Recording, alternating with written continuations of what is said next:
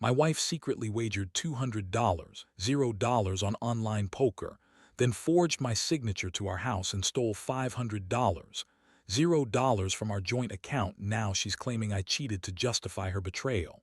I never thought I'd be the guy sitting here, writing this out, but here I am. My wife seemed perfect, beautiful, successful, the kind of woman everyone. We had a good life, or so I thought. We'd been married for about 10 years, built a nice house, had 2 kids, and I'd always believed we were solid. That was until I started noticing tiny cracks in the facade, little things that added up, signs I brushed off at first but couldn't ignore anymore. It all started about 3 months ago. Had become more secretive with her phone, constantly texting late at night, covering her screen when I walked into the room, claiming she was talking to her sister or a friend. She'd snap at me if I asked questions, accuse me of snooping or being paranoid. But I wasn't paranoid. I just knew she was hiding something. She'd go out with her friends more often, claiming it was just girls' nights, but her stories didn't quite add up. She'd come home smelling different sometimes, and her mood swings were sharper. Then I found her phone one evening when she left it on the kitchen counter. She'd forgotten it there. I saw a message from a guy named Jason, something about meeting up later and a string of flirtatious emojis. My stomach sank. I looked at her social media and there were more messages, more pictures, nothing explicit but enough to tell me she was crossing lines. I felt a strange mix of anger, hurt, and disbelief. How could she do this? After all these years, after everything we built, I decided to dig deeper. Over the next few weeks, I noticed her online activity was more frequent. She'd spend hours on her laptop at night, always claiming she was working late or catching up on some project. But I caught her one night logging into a poker site. That's when I saw it. Her wagered $200, $0 on online poker. That amount is staggering, and it made no sense. She was always careful with money, or at least I thought she was. Turns out, she'd secretly been gambling huge sums, not just for fun but seriously risking everything. That wasn't all. I found bank statements hidden in her desk drawer. She'd forged my signature on a mortgage application, pulling out a second loan on our house for another $250, $0. The worst part, she'd already taken out over $500, $0 from our joint account, money I thought was safely invested, or at least being used for family needs. Turns out she'd been siphoning money off for months, gambling it away or hiding it in offshore accounts. I was stunned. How could she do this? How could she betray me and the kids like that? But what hit me hardest was the realization that she was lying about everything. She claimed she was just stressed, that she was working extra hours, that she needed the money for emergencies. She spun these stories, calling me paranoid or jealous. She even accused me of cheating, saying I was the one who'd been unfaithful all along just because I'd gotten suspicious. That was her go-to lie, that I was the one sneaking around, not her. But I knew better now. I saw the truth in her eyes when she thought I wasn't looking. She was cheating on me, on our life, on our family. That's when I started planning my next move. I couldn't just confront her blindly. I needed proof, a plan. I wanted to catch her in the act if I could, make her see I wasn't going down without a fight.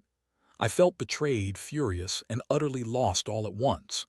My mind kept racing, trying to figure out how I'd handle this mess, how I'd face my kids and the world when I was crumbling inside. I didn't sleep much after that, just kept replaying everything I'd found, trying to process how someone I trusted so completely could turn out to be such a liar. After I uncovered all that, I knew I couldn't just sit back and pretend everything was okay anymore. I had to get more concrete proof, and I had to do it carefully. I started by installing a security app on her phone, just to monitor her activity without her knowing. It wasn't about spying for the sake of spying. It was about getting the facts straight. I also hired a private investigator, just to confirm what I'd seen and to see if she was hiding anything else. Part of me hoped I was wrong, but deep down I knew I was. The pie came back with some shocking intel. Had been meeting Jason regularly, sometimes at discreet hotels, sometimes at her friends' houses, always sneaking out late at night. She'd been funneling money into offshore accounts, wiring cash to accounts in the Caribbean and Eastern Europe. And the poker site. She was playing under a fake name, betting massive amounts, and losing it all just as quickly. The pie even caught her in a lie about her whereabouts, which she tried to cover up with a fabricated story about a business trip. It was all falling apart. Meanwhile, I was trying to keep calm, but inside I was boiling. I felt humiliated, betrayed, and furious. How could she do this? How could she lie to me for so long? I kept asking myself if I'd missed the signs, if I'd been blind to what was happening under my nose. But I knew one thing. I couldn't let her keep getting away with it. Not without consequences. One night I decided I had enough. I sat her down after the kids went to bed. I told her I knew everything, the gambling, the forged signatures, the affair with Jason, the money stolen from us.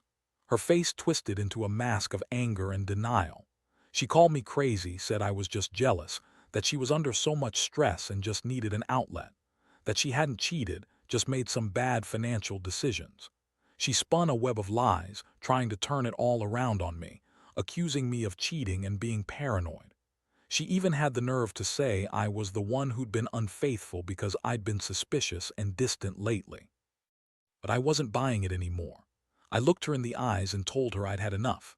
I told her I'd caught her lying, that I knew about the affair, the gambling, the forged signatures. I said I was done playing her game.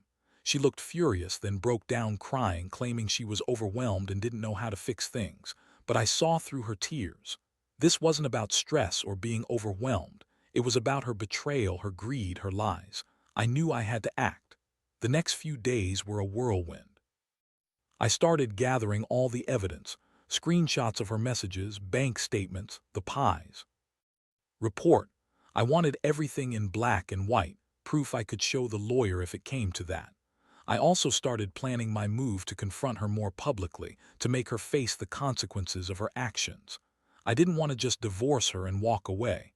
I wanted her to understand that she had destroyed everything we built, that she had betrayed her vows and her family. The emotional toll was staggering. I felt like I was losing my mind at times. Part of me wanted to forgive, to forget and move on, but I knew I couldn't.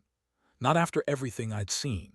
The betrayal cut so deep that I wondered if I'd ever be able to trust again, even myself. I was angry at her for lying, angry at myself for not seeing it sooner, and angry at life for throwing this chaos at me when I least expected it. But amid all that, I knew one thing. I had to stay strong for me and the kids.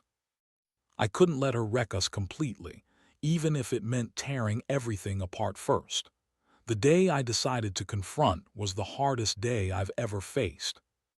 I had all the evidence laid out, screenshots, bank statements, the pie's report, and I knew I had to do it face to face. No more hiding behind screens or conversations over the phone. If she was going to lie her way out of this, I needed to see her face when I dropped the truth on her. I told her I wanted to talk, just us, no kids around. We sat in the living room, tension thick enough to cut with a knife. I looked at her, saw the bitchy smirk she always wore when she thought she was in control, and I felt a surge of rage. I pulled out the folder with all the evidence and laid it on the coffee table. Her eyes widened, then her face went pale. She stammered, tried to deny everything, but I cut her off. I told her I knew about her secret gambling, the offshore accounts, the forged mortgage, and the affair with Jason. I told her I had proof, screenshots of her messages, bank transfers, everything. Her reaction was classic. She yelled, called me crazy, said I was just jealous because she was so much more successful than me. She insisted she was just stressed, that she needed the money for emergencies, that I was imagining things. She even had the nerve to say I'd cheated on her, that I'd been unfaithful because I was suspicious and distant. She kept spinning her lies, trying to turn the tables, but I was done listening. I looked her in the eyes and told her she was a liar, a cheat, and a thief, that I was done with her games. She got up, started crying, clutching her chest, pretending to be the victim. She said she loved me, that she never meant to hurt the kids, that she just lost control. She begged me to forgive her, said she'd make it right, promised she'd stop gambling, stop the affair. But I knew it was all bullshit. She was trying to manipulate me, just like she always did. I told her she had to leave, that I wanted her out of the house that night. She screamed, called me a bastard, said I was ruining everything. But I stood my ground. I felt a strange mix of relief and sadness after she left. Relief because I finally knew the truth, and sadness because I realized I'd been blind for so long. I'd trusted her, loved her, built a life with her, and she'd been betraying me behind my back. I kept thinking about the money she stole, the lies she told, the affair she had with Jason. It was like a punch to the gut every time I remembered. I felt betrayed, angry, and honestly pretty damn broken. Over the next few days, the reality sank in. I started talking to a lawyer, gathering even more proof to protect myself and the kids. I knew I couldn't stay married to someone who had lied so completely. I also had to prepare for the emotional fallout. How do you tell your kids that their mother was unfaithful and stole from us? How do you pick up the pieces when everything you thought was real has turned out to be a lie? It's a slow process of coming to terms with the fact that my entire life was built on a house of cards, and she was the one who knocked it all down. The hardest part was the sense of loss. Not just the loss of money, but the loss of trust, of the future I thought I had. It's like waking up one day and realizing the person you loved was just a facade, a lie you told yourself to keep going. I kept asking myself how I'd let it get this far, how I didn't see the signs earlier. But in the end, I knew I had to face the truth and do what was right, for me, for the kids, for whatever future I could still salvage. It's not easy, and it hurts like hell, but I knew I couldn't keep living in her shadow. The aftermath hit me harder than I expected. Once left and I had all the evidence organized, I realized I was suddenly alone in a house that once felt full of life. The silence was deafening. Every room echoed with memories of better days when she'd laugh and the kids would run around, oblivious to the chaos that was brewing beneath the surface. Now it was just me, staring at the piles of documents, trying to process what had happened. I spoke with the lawyer the next day. We discussed how to proceed with the divorce, how to protect the remaining assets, and how to ensure the kids would get caught in the crossfire.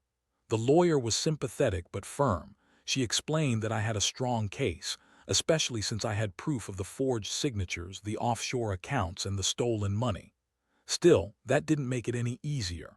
I kept thinking about the financial mess had left behind, how she drained our savings, lied about the debts, and risked everything for her own greed. In the meantime, I started talking openly with the kids about what was happening. They were too young to understand all the details, but I told them Mommy was going away for a while because she'd made some mistakes. I promised I'd do everything I could to keep things stable for them. It broke my heart to see their confused faces, not understanding why their mother suddenly wasn't around. I wanted to shield them from the worst of it, but I knew they'd feel the impact one way or another. Emotionally, I was a mess. I oscillated between anger, sadness, and numbness. One moment I'd be furious at for betraying everything we had, and the next I'd feel a crushing wave of sadness, mourning the loss of the life I thought was ours. I kept replaying her lies, her manipulations, and the way she'd convinced herself she was justified in her actions. I wondered how someone could be so selfish, so reckless with her own family's future. I felt betrayed not just as her husband, but as a person who had trusted her completely. As I moved through the legal process, I also started to think about revenge, not in some petty way, but as a way to reclaim my dignity. I wasn't going to let her get away with this without consequences. I wanted her to understand how deeply she'd hurt me, how much she'd destroyed. I started drafting a plan to expose everything publicly if I had to. I knew her reputation would take a hit once the truth was out, and honestly, I didn't care. She'd chosen her path, and I was just trying to survive the fallout.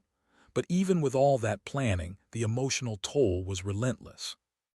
I kept asking myself if I'd made the right decision, if I could ever trust again, or if I'd just become another victim of someone's greed and lies. I wondered how I'd rebuild my life from this wreckage. The house felt emptier than ever, and I questioned whether staying here was worth it. I felt exhausted, like I'd been running a marathon I never trained for. All I wanted was to find some peace, but right now, it felt like peace was a distant dream. I knew I had a long road ahead, and honestly, I wasn't sure I was ready for what came next. By the time I reached this point, I had made my decision. No more delays, no more pretending everything was okay. I filed for divorce, and the process moved quickly once I had all the evidence in order. I also made sure to protect the money I still had left, freezing accounts and consulting financial experts to trace what was left of the stolen funds. His betrayal wasn't just emotional, it was financial, and I had to make sure I was going to come out of this with some semblance of stability. The divorce proceedings were brutal. Fought hard, throwing accusations, claiming I'd been unfaithful, that I'd cheated on her all along. She told the court I was controlling and paranoid, trying to spin her actions as desperate attempts to cope with stress. She insisted. She loved me, that she'd been under immense pressure, and that she'd do anything to make things right. But I saw through her lies. She was a master manipulator, always twisting things to her advantage. In the courtroom, I felt a strange mix of relief and rage. Relief because I finally had the legal backing to end this nightmare, and rage because I knew she'd never truly face the consequences of her actions unless I made her. I wanted her to understand that her greed, lies, and betrayal had consequences, not just for me but for the kids too. I had to be strong for them, even if inside I was shattered. Throughout the process, I also started working on my own healing. I sought therapy to deal with the emotional damage, to figure out how to trust again and to process the betrayal. It wasn't easy. Every day brought new memories, new feelings of anger, sadness, and confusion. I kept reminding myself that I was doing this for me and for the kids. We deserved stability, honesty, and a future free from her lies. One of the hardest parts was explaining to the kids why Mommy wasn't coming back. I kept It's simple. Mommy made some bad choices and needed to go away for a while. I promised I'd do everything I could to keep their lives normal and safe. It broke my heart to see them cry, ask questions I couldn't fully answer, but I had to stay strong. I couldn't let her actions destroy their sense of security. In the end, I realized that her betrayal had changed everything, how I saw trust, how I saw love. But it also taught me something valuable. I can survive this. I can pick up the pieces and rebuild, slowly, painfully, but surely. I learned that sometimes the only way to move forward is to face the truth head-on, no matter how ugly it is. I don't know what the future holds, but I do know I won't let her betrayal define me. I'll create a new life, one built on honesty and resilience. And if there's one thing I want others to take from this, it's that no matter how deep the betrayal, you can come out the other side, stronger, wiser, and ready to start over. Looking back now, I realize this whole ordeal has reshaped me in ways I never expected. The pain, the betrayal, it's left scars, but it's also given me a clarity I never had before. I've learned that trust is fragile, that greed and lies can destroy what's built over years in a matter of moments. But I've also learned that resilience is real. You can fall apart, but you can also pick yourself up, piece by piece, and start again. Today, I'm still healing.